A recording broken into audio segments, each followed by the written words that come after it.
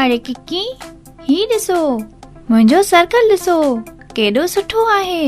ही तूं छा थो करी? मां कॉमन ऐं इक्विवेलेंट फ्रैक्शंस ठाहे रहियो आहियां। कॉमन ऐं इक्विवेलेंट फ्रैक्शंस इहो कीअं? मां सम्झायां थो। अहिड़ा सभई फ्रैक्शंस जिन जा न्यूमरेटर ऐं डिनोमिनेटर ॿई होल नंबर हुजनि, इहे कॉमन फ्रैक्शंस चवराइबा आहिनि। A common fraction is a fraction in which both the numerator and denominator are whole numbers. For example, 2 over 5 is a common fraction and 2 over 5.5 is not a common fraction. ही त तमामु आसान आहे।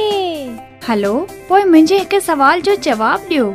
From the given fractions, identify the common fractions. बिल्कुल सही।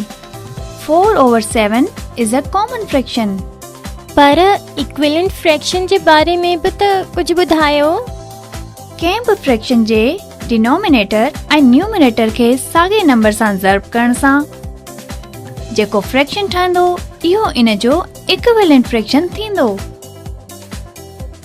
जीअं 1 over 2 खे 2 सां ज़र्ब कयो त फ्रैक्शन ठहियो 2 over 4.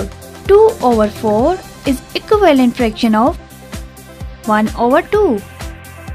अहिड़ीअ तरह 3 over 6 ऐं 4 over 8 बि 1 over 2 जा इक्विवेलेंट फ्रैक्शन थिया। शाबाश किकी, तूं त जल्दी सिखी वएं। हलो, ही ॿुधायो त हिन फ्रैक्शंस मां कहिड़ो फ्रैक्शन 3 over 5 जो इक्विवेलेंट आहे? Which of the given fraction is the equivalent fraction of 3 over 5? बिल्कुल सही।